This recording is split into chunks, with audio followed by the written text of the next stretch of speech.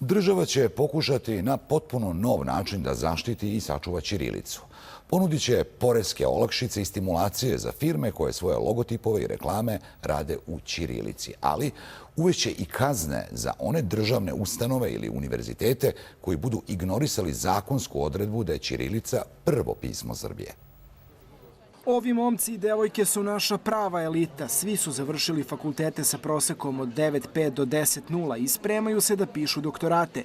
Ali mnogi od njih su zbunjeni. Nekima fakulteti traže da pišu doktorat ćirilicom, nekima traže latinicu. Koristim latinicu. A zašto?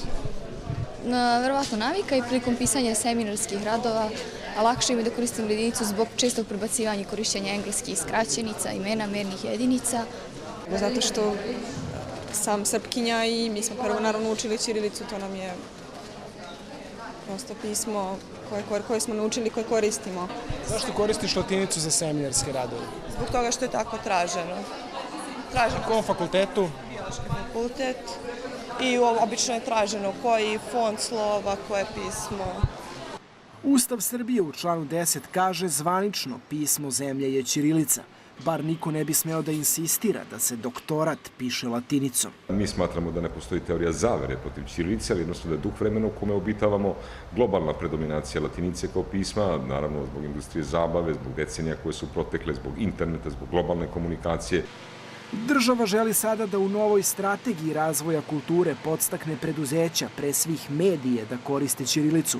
Podsticaće preduzetnike, posebno velike svetske firme, da svoja imena i logoje ispisuju na ćirilici. Da, naravno, sve deklaracije na proizvodima, uputstva, fakture, ono što piše na robi, koliko god je to moguće više bude na ćirilici, uz stimulativne mere, naravno. Ministar prosvete i sam priznaje da nije lako istrajati u ćirilici. Lično pišem ćirilicu pisano, sebe uhvatim ga štampam da to mešam. Tražit će se i od mobilnih operatera da obezbede podjednak pristup ćirilici i latinici. Štampanje ćiriličnih knjiga biće stimulisano. Mi ostvarimo veći deo tog posla u školama, idu izmene nastavnih planova i programa i od toga kako ćemo mi tretirati kroz nastavu maternjeg jezika i koje ćemo pismo forsirati da se koristi, zavisi kako će deca navike stvoriti.